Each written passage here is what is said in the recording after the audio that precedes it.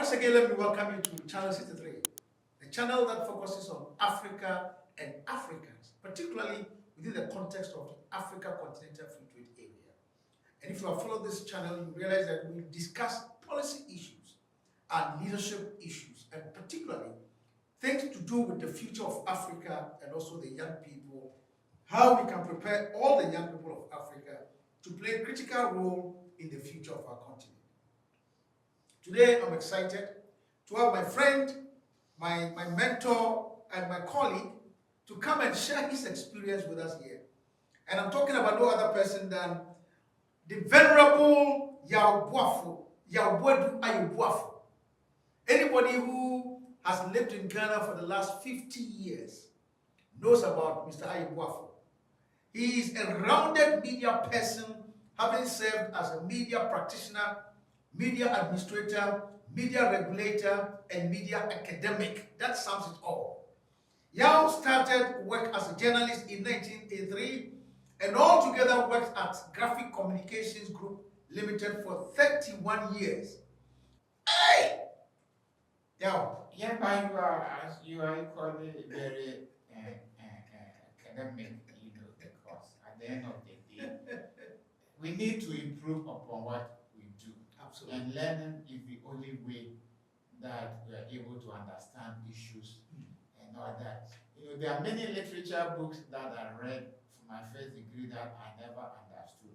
It's in later days that I got to understand and appreciate the content of those things. And it is very, very important that we do not stop learning, because the more that you learn, the more that you begin to understand and appreciate our world and the human relations involved, and the necessity for us always to be gracious to God and to appreciate that we are no different from any other person, no matter the status of such individuals, and that we become even bigger when we give recognition to other people, because it's only then that they also begin to appreciate us.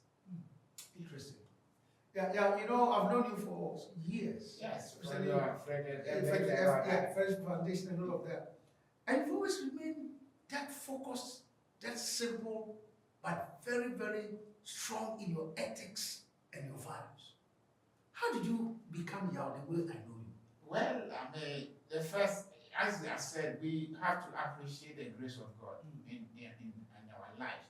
Because we are no different from any other human persons, including those that we started school with and all that. Yeah, but sometimes, in our part of the world where you had the privilege of living with your grandparents, you definitely learn some ethical conduct. And I was brought up basically by my grandmother. Because I left my parents very early. I started school at the age of 5, and this is how it happened. My father's cousin had the brother-in-law as a teacher who used to visit us. I live in the cottage. In the farm, in the middle of the cocoa farm. Yeah, but this teacher had two other my father's nephews who were older than me. And so anytime that teacher came on holidays, he tried to involve us in some learning processes. And he would give us assignments. And he realized that I outperformed the senior people. So he had told them that anytime that they were going to register them for school, they should register me together with them. So at 5, when I began lesson, and after 1 term, we were pushed to primary 3. Wow. From class 1? Yes, from class 1, after 1 term in class 1. And all this were in the cocoa farm in the cottage? I was in the cocoa farm. But the contribution of that teacher to our life was very phenomenal. Because he realized that I had the potential because my father would not have sent me to school at that time, because I was too young. And if you know in a 1 day and time, you have to put Yeah, your this and across, and if it didn't touch, you know, then you were not qualified. But and after, you know, so after 1 year, I was in primary 4. And yet, after 1 term, again, they wanted to push me to a higher class. So our teacher advised my father that if he allowed that, maybe they were challenging my brain beyond my capacity. And therefore, there was something that ought to be done, you know. And so you should take me out of the place. And so he took me, and that's how I came to live with my grandmother. Wow. Because I had to come to our hometown, Boadu, and go to school there. When I came, they said I was too young for P4. They would not admit me. And so, as a compromise, they were going to examine me in maths and English. And if I passed, then they would retain me. Otherwise, then I have to go to primary 3. And they said that at that time, the standard at Guama was very high because even people from Kumasi could not pass their test, you know.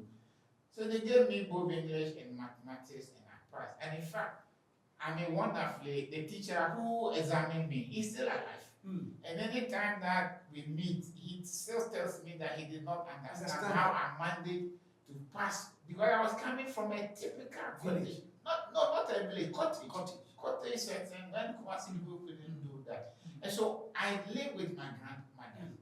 And so therefore, these kind of ethical things, you know, there are many childish things that I never learned. I can't throw catapult. You know, the marble that young boys play, I cannot, because my grandmother didn't allow me to do some of those things.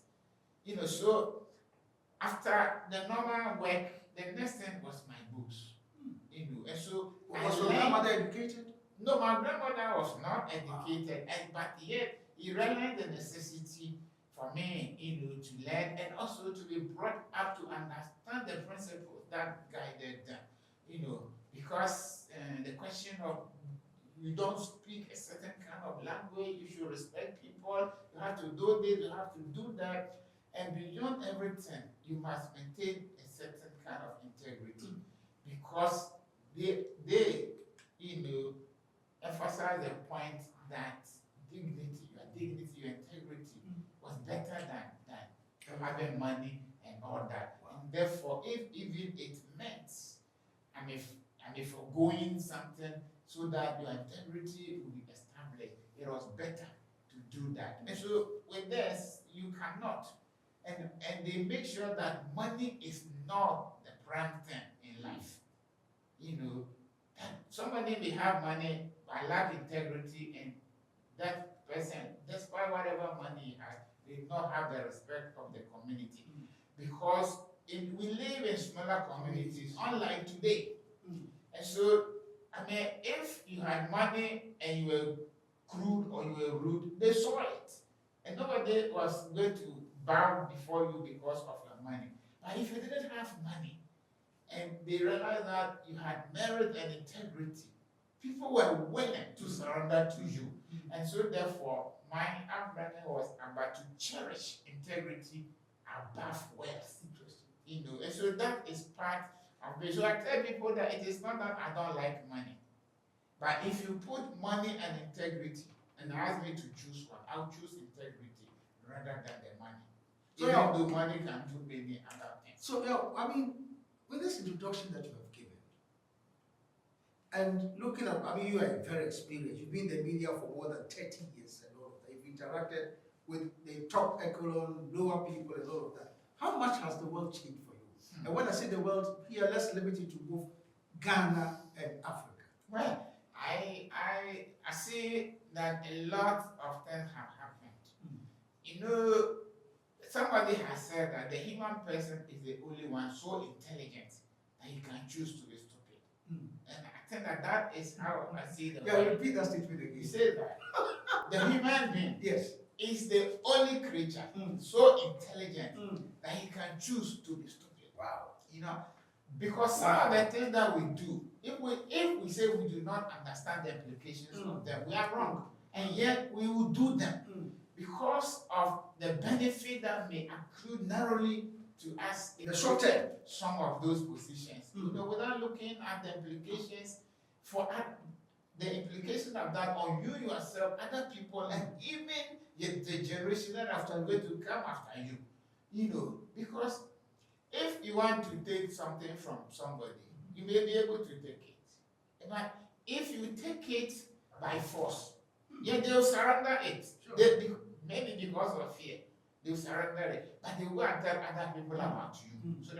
But if you live with them in that manner, and you talk to them, and you are able to convince them to act in a certain manner, even when they realize that you were wrong, they will never blame you. Because you never compel them to do that. You did that with compassion. So they will see that you might have acted out of ignorance, but for the good of everybody. And so people are more willing, to do that. When I look at the situation today, at my level, in my office, there was a time that one of my journalists went out. And I think that the people, he collected something. And then he had told the people that, they should get something for his news editor and something. And he collected all that. Now, when he came back to the office, I realized that the story was not complete. And I said he should go and talk to the people that those other people were accusing. Yeah, but because he had already taken that money, he wanted the story to come out. So that the people will see that, he has published the story. Wow. And then whatever. And I insisted that without the other side, there was no way that the story would be published. Days after, I'm sitting there when the policeman comes. Why is that? That a journalist there has taken money and he has not published the story. What is the story? I said, that's fine. I have delayed the story because I'm not going to publish a one-sided. So they say they want their money.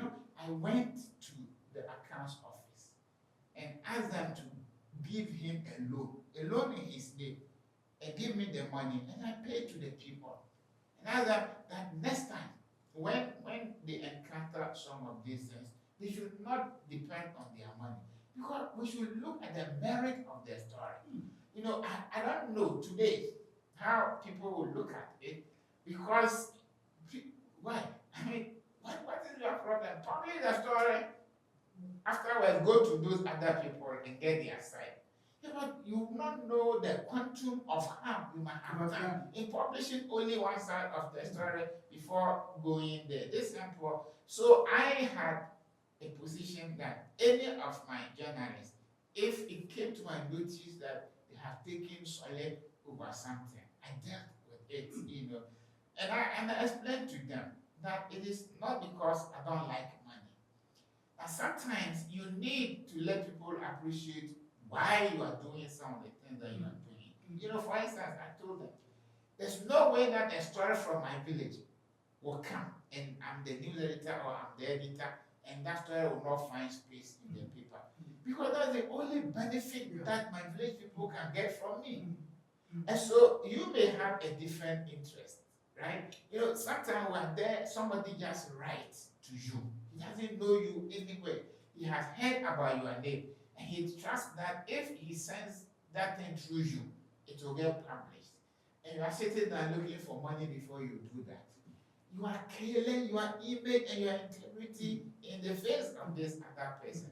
When it comes and you publish it, that other person will be telling people that, hey, this one, I don't know him from any group, but when I sent it, it gives you a good name. And good name is better than riches. And that has been my foundation. So sometimes when I look at some of the things that are happening now, and then I ask myself, were we foolish? Were we foolish? Then when I do the analysis, I said, no, but we were not foolish. But we chose a path of integrity. Protected your name. And because today I can go anywhere and nobody can raise this thing and say that, when I brought my story, quite recently I was enthralled, a certain lady called me. And he mentioned her name, and he said, Boadu Ayebuafoh. And the way she spoke, I saw that the woman knew me very well, and there was some kind of attachment. Then I said, madam, you see, she lost her daughter. the daughter was missing.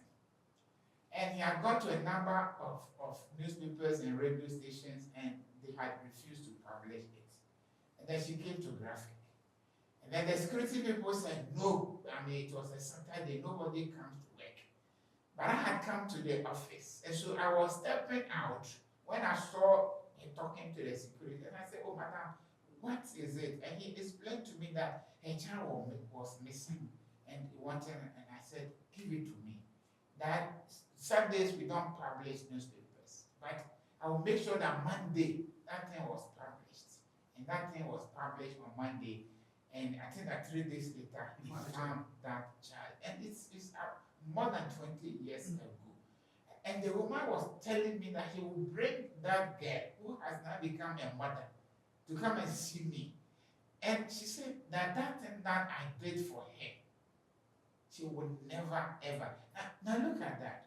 Now, assuming that I had taken money from her, you think that he would not say it also? You tell the child. And what would she be talking to me in a friendly manner anymore? So that little thing that I did, because I saw it as an obligation, this woman who has now become a very powerful, I think that the president of the Institute of Directors. You see, that's the girl. No, the woman. The woman herself. Yes. The one whose daughter was missing. Yes, whose daughter was missing. She's the president of the Institute of Directors. Now, when somebody of that nature says that this is a good person, you say that people will not. And so you get credit. You see that I am not there. I mean, he spoke so fondly. And so if he meets people and they are talking about me, would she not intervene? If they are negatively talking, she will intervene. What price? Would that is that not worth that taking any money from this woman? So we talk to them and we try to say that, look, do the service first. Serve. Because you see, one of the things that I had learned and taken from the Ghanaian people is the question about publication of rejoinders and those kind of things when they have. Anytime that sometimes you know that you made a mistake. Now, one of the things about some of us as Ghanaian journalists is our reluctance to publish corrections and rejoinders. But anytime that you encounter that and you publish it, the next thing that the person will call and say, God bless you. And that is the biggest gift that you can ever get from anybody. Where you have offended somebody, but that somebody feels satisfied about the intervention that you have made to correct yourself and set the record straight. And that person calls you and says, God bless you. You know, you feel that sense of pride within you. And so we try to tell them. But some of them, they think that getting money is more important than having a good name. But you try to explain to them. And so, I mean, I see that sometimes we look at ourselves and say, what did we do wrong? And I try to give an example of a young lady who abused the father. Abused not this thing, but he said that the father didn't look smart. Because when all public servants were getting money to build houses, his father didn't do that. And so his father didn't have a house of his own. So this girl told the father that the father was not useful to them. Then the father died. And then this lady was looking for an appointment. He had applied for a job and he went for an interview. So the panel was seated, you know, and then she mentioned her name. And then the chairperson of the panel said, repeat the name again. And she said it. And he said, are you the daughter of Mr. So? He said, yeah, that is my father. He told the people, the interview, I'm going to pick this lady because the father did something very useful for me and taught me the lesson of not selling my conscience for money. And then that is the daughter. Then I know that he has brought her up in a manner that even when I'm not around, I know that she will run the business professionally. It was after that when the girl went home, she went to cry. And see that, oh, she's sorry that she felt offensive. He acted offensive against the father.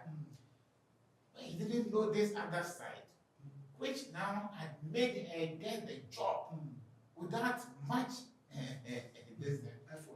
Yes, because the job went with accommodation and a vehicle and a lot of things.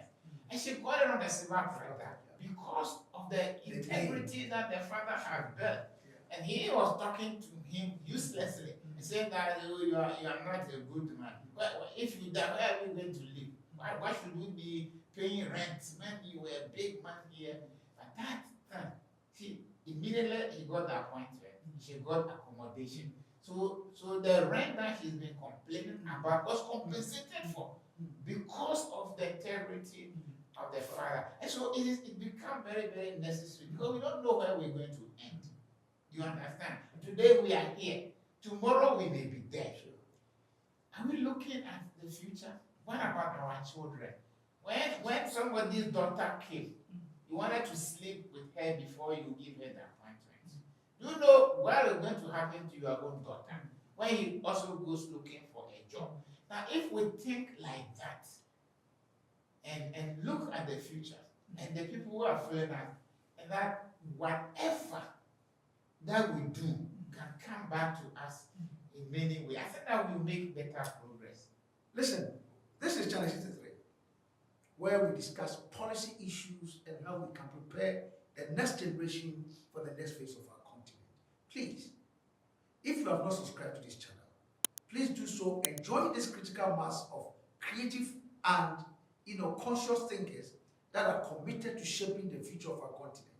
Yeah, I think you agree with me that in this part of our world, talking about Africa and Ghana, media plays a critical role in shaping the development trajectory of this continent. Definitely. So are you worried about the media, should I say, diversion or diversity? Let me use the word diversity in terms of the division between media, among media participants. Practice anti that. Wonderful. Are you worried about that? Definitely worried, because you see, there is only one fact and there's only one truth. At the end of the day, no matter what the facts are clear, it is the interpretation that we're going to use with the facts that then defines us as to whether we are interested in the truth or using it for something else. It's one of the things that I was teaching a continuous education class of journalists, and I was talking about the half glass of water, which some would say half empty, and others would say half full. And seeing that, I was trying to use that, and that was after the 96 elections. And I was saying that, look, if you want to be truthful to yourself, right, and maybe working for a newspaper that belongs to the NPP or the NDC, this is how you may go about it. Because in 1992, NPP accused NDC of having rigged the election, and therefore they didn't participate. And so NDC had virtually all the seats, including that of Mr. Accra, because they had gone into an alliance. So even though the name were NPP and PH this thing, they were only one, the few listen. And then 96 comes and you go. And you still get 2/3 of the term. And so you are going to say, where did you steal? And then if you are working for an NPP newspaper, then you want to say that 92, we didn't contest. We wrote the stolen verdicts. We just came in 96 and were able to wrestle 1/3 of the seats from you. It demonstrates that if we had participated in 92, we would have done better. There were some people there, they went there, and then their story was that Ayeboafoh shows through political colors. And I said, where is the political color? Because this color doesn't favor any of the two parties that I was explaining. And I think I had to speak to Jojo Busquasa. That your boys, if they don't understand things, they should not write things of this nature. Because what I said does not favor any part. It's a philosophical thing that I was trying to explain. It's like some of the things that we have seen on the continent about rebels and all that. Depending on where you stand, you see them as freedom fighters or as rebels. They are the same category of people, right? Yeah, but if you came from the West, I mean the Western media would describe those people as rebels. And if you are living terrorists. Yeah. And if you are living in Africa and you realize how domineering the colonial power is, and these people are fighting for their freedom, there's no way that you're going to call them rebels. You're going to see them as freedom fighters. And that's exactly how it plays out. And so, because then that reflects a certain fact. A certain fact that we are all admitting about something. Because when we say something is half empty, we are not saying that there's nothing in it. And when we say something is half full, we are equally acknowledging that part, that there's something in the thing, is a thing that is missing in our discourse these days. You know, we would choose to clothe it in a manner that if you don't belong, you know, then it does not. But there's a certain fact that we cannot run away from. It's like the canker of what is festering about vote buying and all that. That we are peppering over. You know, and some are beginning, depending on where you stand, you flourish it and present it that, oh, it is transport. It's to transport this and it is a gift, or it is something. Yeah, but what is the objective of that? Is it not intended to undermine somebody's free will?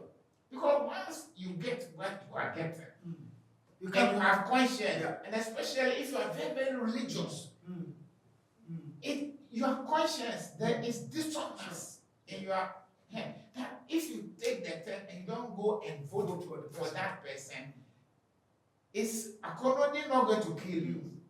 And so because of that, you see, the choice that you had intended to make, you will not make it. That does not demean the inalienable right of the franchise. And so it comes to a time that we must come together as a people and fight it together with a common voice. And not from the perspective of who is involved. If it is my party, oh, there's no problem with it. If it is your party, there's problem with it. Yeah, but what is it? Is it not an act? You know? So those are the things. So sometimes let me ask a question. Okay. You were the chairman of the Media Commission. Yes. Tell me the role of the Media Commission. I see. With respect to what we are discussing here today. No, the National Media Commission is you say the thing started from Sweden. Okay. You know, as an ombudsman kind of thing. Because there are a lot of interests at play. You know, I mean, there are people who plant stories that are not true. They have a benefit to reap from that. And then there are those who will be maligned for nothing. Right? One of the National Media Commission, one of the things that I never stopped drumming into the head of members was that you cease to be an activist. The moment that you said on the National Media Commission, because there were times that some issue will come, and before we discuss, somebody has condemned it or that it, they say, okay, now when the matter comes before us to arbitrate, you have already condemned the thing. What are you going to say? About it? You know, so I said that please, even though you may be a journalist, you may be a PR person, you may be a marketing person, you may be a legal person, when the matter comes out before the commission, remove yourself as a lawyer, remove yourself as a journalist, and let's look at it and look at the collective interest as to how do we go about discussing the thing. Because the moment that you are sentimental, you begin, and we discovered, there were times that we discovered that some of the stories were total lies.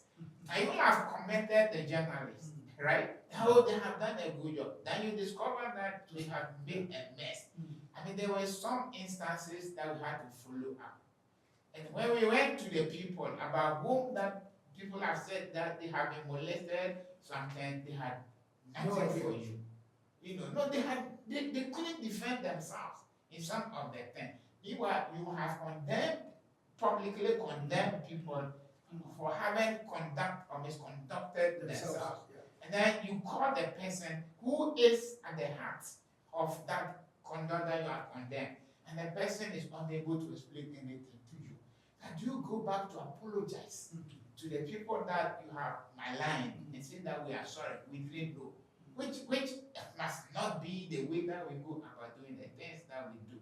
And so we realize that sometimes, and during my time, there were a number of instances where we ruled against the complainants who had complained about the media because the media were right, except that they found it detrimental to their interests. Look, there was one particular case about a company that was advertising in Radio Good about building houses for people, that you contribute for some time and they will build a house for you.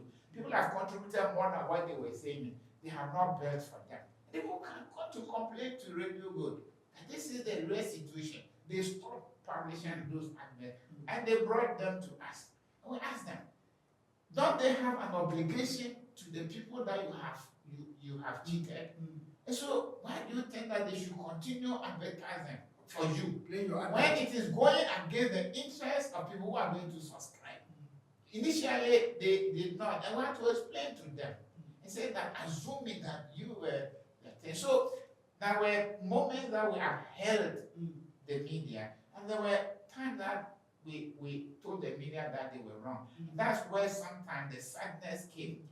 That when you have been, you cannot defend yourself. Sure. And the basic tool that we use, more of this, was the code of ethics of the group that you belong to. And so from the journalists, we use the GJT code of ethics. And we read what the GJT code says. Yeah. And you are found wanting. And when we have told you, just go and apologize. Just carry a rejoinder. And some of them found it very, very difficult. Why? Why? Because they felt that their integrity is at stake. Their pride. We say that, their sense of pride. And we say that, is it not even more proud to admit when you are wrong? Because it is not manliness to insist that you want to do what you want to do, even when you know that you are wrong. Once you are wrong, admit it. And say that, you are sorry. You did not have all the full facts. And it's somebody that you trusted. And it is one of the weaknesses of our system. When, you see, because I know you as there, when you tell me anything about your staff, I presume that whatever that you have told me is the truth. And therefore, there's no need for me to talk to that other person to find out. Because if I do that, I will be betraying you. And they go and publish that. It is a one-sided approach to things. And it's one of the base of Ghanaian journalism. That we go to one side and talk to that one side, and we come and we publish our stories. And we think that because we trust the source, even the police, even when they give us statements, sometimes they are wrong. Really? Yes. No, because, somebody might have told them that they saw you smoking marijuana. So they come and arrest you. Because you were not smoking marijuana. Right? And they had issued a statement saying that you have been arrested for that. Now we publish it. Now we have an obligation, the moment that we get to know that they were wrong, to apologize to you as media. We don't need for you to come to us with a rejoinder before we do that, because when the facts are clear, we have a duty. We will not do it. Look, I tell you, I was the editor of graphic. Now, the Ghanaian University of Fiapre, they were having difficulty about enrollment. So the hierarchy of the Catholic Church, the bishops, decided to set up the Accra, there's an institute around the Nat Hall area there. It's a diplomat. And because they had understand that they can raise more money from the Accra to fund the Fiapre so that it will be better. Now the Sunyani Catholic youth went on rampage and tried to destroy a lot of things at the big church in Sunyani. Why? And they said because they were taking the school away. You see, because they thought that they were taking the school away from Fiafre. Oh, the thing that we can enjoy too, you are taking it away. And they said so many bad things about their bishops. And I felt that they shouldn't have done that. And so I wrote an editorial admonishing the youth that tomorrow they will go and stand before the same Catholic priest for penitential prayers. What would they say after describing them as useless? Would they have the courage to go and stand before them? And they sent a rejoinder. My features editor hate the rejoinder. And so I was, normally I was rummaging through them, and I came across a rejoinder from the Catholic youth in Sunyane, condemning us and saying a lot of things against us that, I said, publish it. Because, why? I mean, because we had published what we had published. Publish what they are saying. The world will read both and make a judgment. So publish it. The day after, when I had instructed them to publish, it will only come out the next day.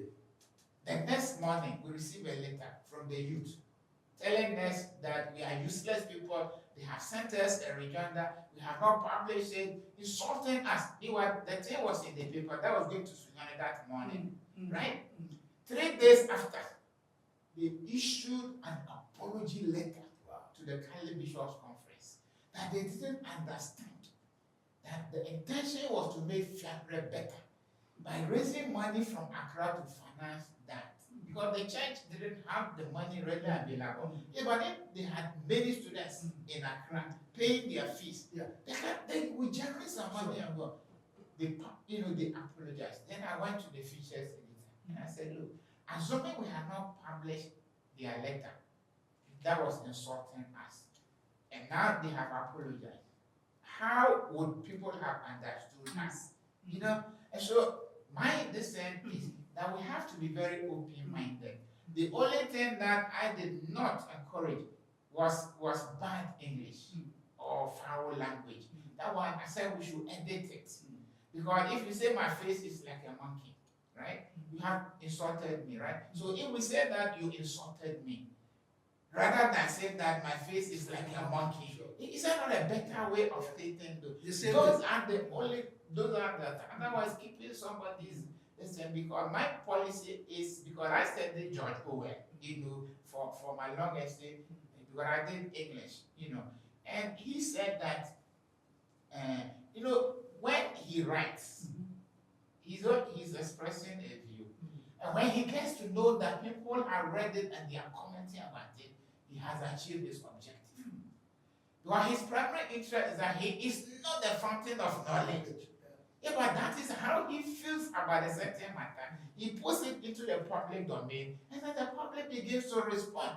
And he knows that he has achieved something for himself and for the rest of people. And so my philosophy was always that, please, anybody who wants to comment about what we have published, we should give them room to do that commentary. Then the second one was the fact that when there was a public government policy, we should not be quick to take sides in that. Because there's a policies announced today, and there's the graphic rules and editorial saying that this is a very good policy. I hated it. But you were government owned. State, not government. State. We always make a distinction. Okay. I was invited by USAID to Ethiopia to go and talk to Ethiopian journalists. And what I learned subsequently, the first day it was poorly attended, because they told me that people had been coming there and they had always been coming from the private sector. And they have been presenting their presentations in a manner as if those who work for the state are useless individuals. They are students and all that. So when they realized that I was working for the state media, and I showed them copies of some of the articles that I have published. You remember when President Raleigh went to the trade fair to say nobody should buy Aquino soup. I wrote that President don't talk like that. Because when you go out to invite foreign investors, they will only come on the advice of the local entrepreneurs. And so when you antagonize local entrepreneurs, all your trades will come to nothing. Because when they call their friend here and they tell them that this government is not friendly to business, they won't come. Sure. And so you don't need to do that, you know. And so when I spoke to them and on that, you know, the next day it was oversubscribed for the rest of the week, you know. And I said, look, the state-owned media has a responsibility. When you try to distinguish between the state and the government, some of them say, I'm in Africa. But, you know, the German School of Journalism invited me to teach at one of their summer schools. And I told them, I said, look, we make a distinction, I make a distinction between the states and the government. I mean, the government has 4 years, right? After 4 years, is that Nana Akufo-Addo the president of Ghana now? John Mahama will also cease to be the president of Ghana, and Ghana will be Ghana. And the money that established graphic, it doesn't come from the pocket of any of our presidents. Indeed, and sometimes when you say, if people say that you are arrogant, I say that the president is paid. The president receives salary.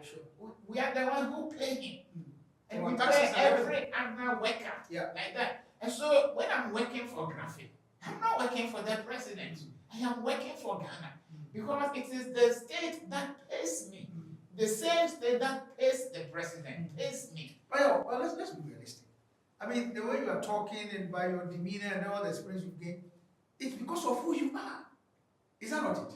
Whereby everybody can be, if you want to. So that's my next question. So how then do we nurture the media space, including the journalists themselves, to be able to stand on their feet to ensure that they play the critical role they are supposed to play and not to serve at the whims and caprices of the government of the day? Yeah, you see, this is the thing, you know, and I say that when I served as the Executive Secretary of the National Media Commission, one of my biggest regrets was about Ghana Broadcasting Corporation. Why?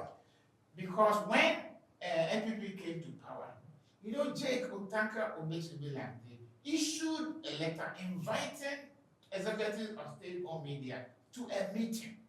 As Executive Secretary, I issued a counter statement. I said that he cannot invite the top people without recourse to the National Media Commission. Because the National Media Commission, the constitutional arrangement is saying that government must not play any direct role in this matter. Then when I met them, they said, are you the one who is providing the money? And I said, is it any one of them who is providing the money? It is the state money. The only thing is that like an Abuja penny. The family resources are available. Like the family head? Yeah. Because of international audience. But he is in charge of the family head. Family means the head of the family international. The family head. Yes. Yeah. He did not make the farm. He inherited. He came to make it. It's for us. Yeah. Yeah, but somebody must take responsibility. If we are all responsible, nobody will be responsible. A caretaker.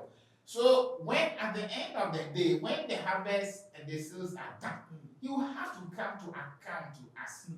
Along the way, he may decide that, oh, this laborer was worth extra hard, and so I want to reward him with something. Yeah. And that's exactly what the government does in the sharing of the resources, you know. And so when they make a budgetary allocation, it is not coming from the government, it is coming from the state.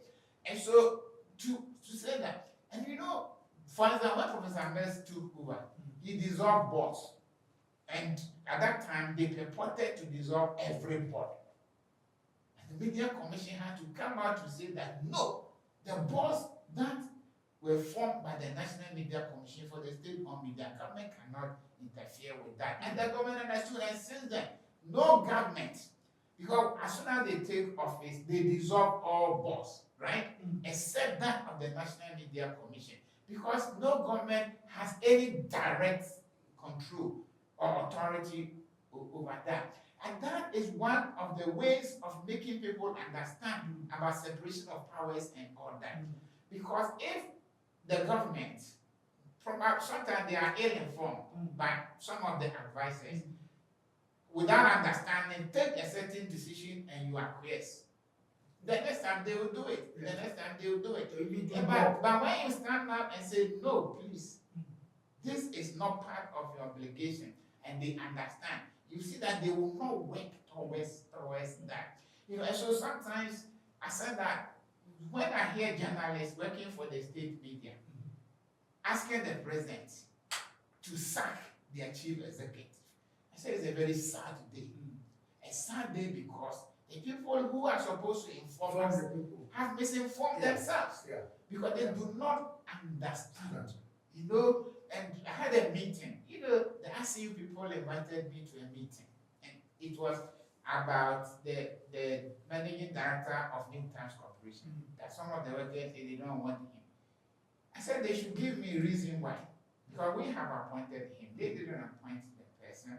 And they were talking, we not allow him to work. And I said, well, they should go and not let him work. Otherwise, they will not work. Because I cannot come there and tell them who should be their union leaders, right? And if even me as chairman of the Media Commission cannot direct them on what to do, how can they direct me on what I should do? When even the president cannot direct the Media Commission. And so I said they should go. They went and had some meeting, and they don't know that I had access because, you see, people work both ways. So they leave the then and they were discussing that, they'll wait after the elections, and then my tenure will end, and then they will get government to sack all those people. I said, look at that. And top union leaders were telling them this. So don't they understand that the government cannot do the thing that they are talking about and all that? And so we tell the journalists and say that look, in the past, before the 1982 Constitution, you wake up to hear that the president had dismissed somebody, or the head of state had dismissed the journalist, editor or something. It can never happen under the present dispensation. And so if you are working in the media, and the state-owned media are important because at the end of the day, the private media also has some responsibility. But we all agree that the private media have an agenda. Except that what we tell them is that the agenda must not be propaganda against their opponents. If they want to publish all the negative stories about their opponents, for as long as it is factual, they can do that. But they should not manufacture that information and present it. They are the ones who may suffer consequentially because their audience or their listenership will reduce from time to time. People will not be interested in that kind of one way of operation. But for the state-owned media, why we are interested in objectivity in the state-owned media. And here, when we say objectivity, we are not talking about neutrality because neutrality sometimes can be negative. You know the truth and we are not talking about it. Who is benefiting from you? Objectivity, letting everybody understand that this is how the thing is. And the state-owned media, because of constitutional provisions, are enjoined to open up to everybody, to dissenting views into other places. And so when you work for the state-owned media and you want to focus only on one side, either government, then as for government, they will always have a space because whatever government does affects all of us in a way. And so government action cannot be hidden from the public. But you must not also not control, that because you not allow people. And that's why I said that when a government policy is announced and you write an editorial the next morning supporting it, you crowd out those who have divergent views. And they're not going to feel comfortable that they will write to the graphic. Because graphic has already taken a position. So why do I waste my time writing? And so because of that, you must allow for people to express their views. And when you see how the arguments are going, and you realize that they are coming to some common understanding of the matter, then you can come in and say that this is a good policy or that is not a good policy. And you should not also say that because it is a good policy, you will not allow anybody, to talk about it. You should allow everybody. Because you see, it is out of these kind of things. Because somebody has noted that for people who want to conform, they don't, no progress has been achieved because of people who just follow and conform. Yeah. I mean, all the progress that we have made are because of people who do not conform, because they come out with counter arguments. Yeah. I mean, when they said that the world was round, they killed people. People were killed. It was supposed to be criminal. I mean, it was this but now today we know that the world is indeed round. Is that not? Yeah. And so sometimes and I use two examples, to illustrate this. You live in Uganda, so you are close to Zimbabwe. There was a Ugandan journalist who once wrote that Mugabe was sleeping with the secretary. Right?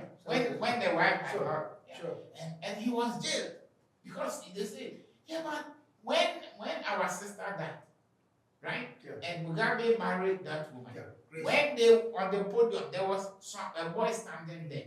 That was the fruit of the amorous relationship. But the journalists were convicted, right? Similarly in Ghana. I think that before one of the elections, the 2008 elections, there were allegations of some people having broken into some armory at the 37th area there and taking military accoutrement, including uniforms and all that.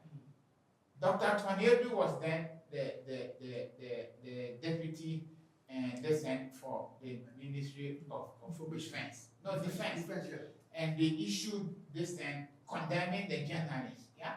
But when we went to the second round, and the people who were using uniforms, the military command issued a statement saying that if anybody comes to any police station wearing a military uniform, they should shoot them on sight because people broke into their destiny and took away. And see, if the journalist had been caught, some people condemn the journalist for that, and yet it was factual.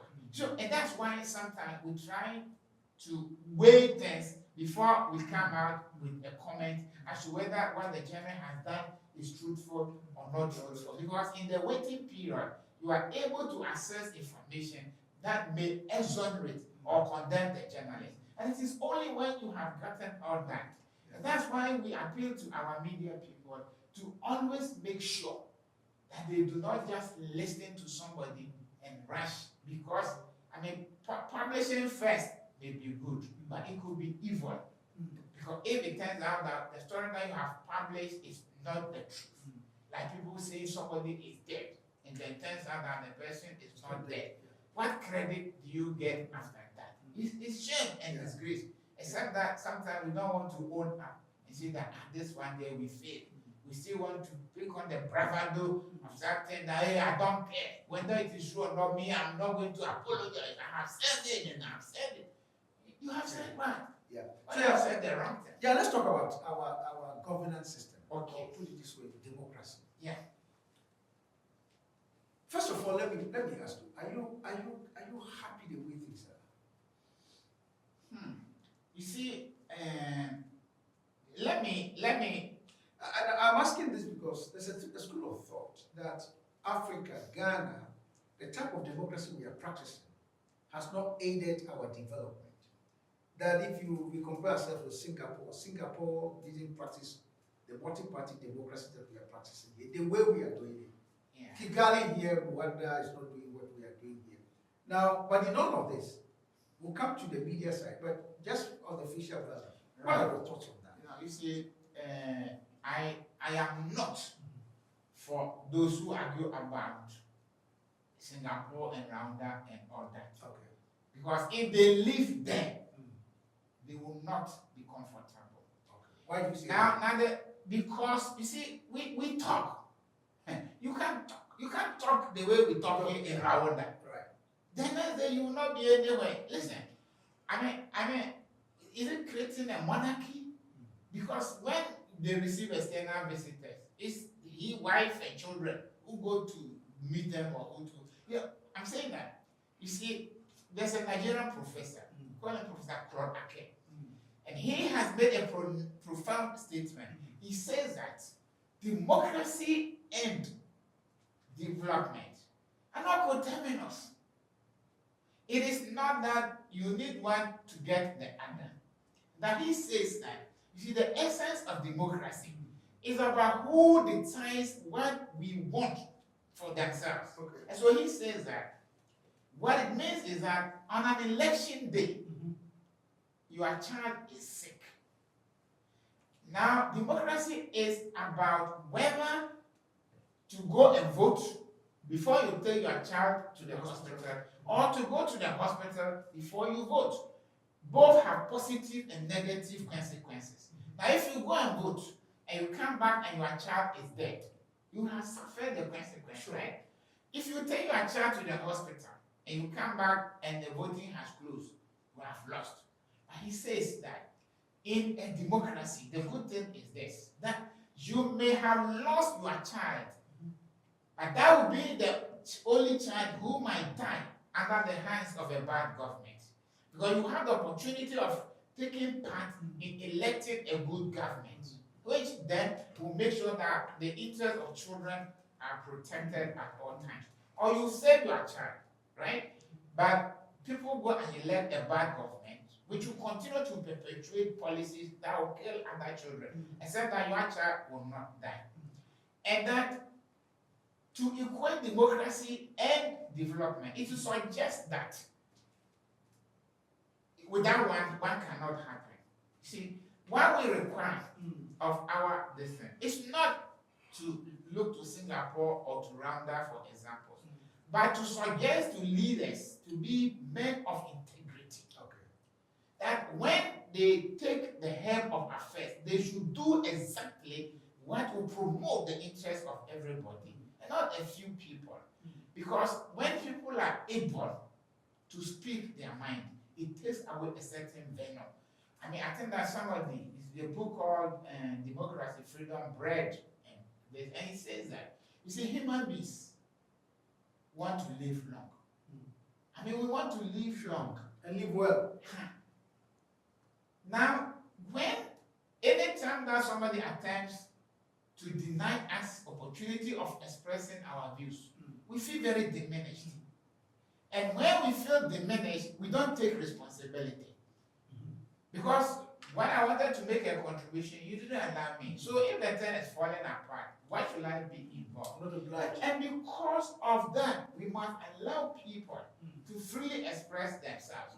You know, I think that I spoke to you, and I was telling you about the anecdote that I give to my class. Because in my class, everybody must make a contribution. And I tell them that, you see, when you say that some people are more intelligent, and you express yourself first. I tell them that if a person does not speak, you will not know whether he's intelligent or stupid. It is only when they have spoken that you get it. And the second thing is this, that there's the anecdote of a certain man who had 3 children. 2 of them are very intelligent, and the last one was an idiot. Okay. Now one day, the dwarf came. The one that we refer to is Motia, the dwarf. Sure. Came and said that he was thinking about any begging. And the woman said, let me call my 3rd son. Then I said, but this idiot, this foolish boy, what can he do? Even with intelligent people, we can do anything. What about that? The woman said, nonetheless, he's also my child.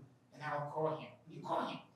So when he came, he told the dwarf, take my mother away.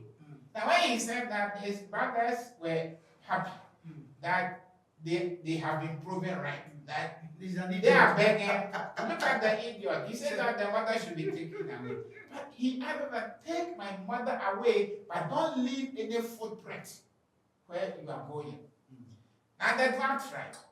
He moved. He realized that he had left some footprint. He tried and tried. He could not, eliminate the footprint. So eventually, he said, take your mother. So between the 3, who saved the mother? It was the idiot boy. And that is why I will resist anybody who thinks that somebody can think for all of us, rather than we contributing to the thinking. Because even the foolish commentary somebody will make you reason beyond that. And find out why is he talking the way he's talking. And then when you analyze it, you see that hidden in that thing is something that you had not thought of yourself. When you look at it, it gives you a better and brighter idea as to how to move forward. Listen, guys, I'm not sure what else to tell you, but this is Challenge 63. If you have followed us up to this point, you get a sense of where we are going as a continent. Africa can only become what it's supposed to be when you and I can really defend our values and stand firm for what we believe in. Subscribe to this channel if you have not, and please share the link, because this is the channel that is championing the process of shaping minds, shaping ideas, and getting our young professionals to understand that they are the architects of the future of this continent. Be part of this movement. Join this critical mass by subscribing and sharing this link. Once again, thank you so much for watching. My name is Emmanuel Dayton.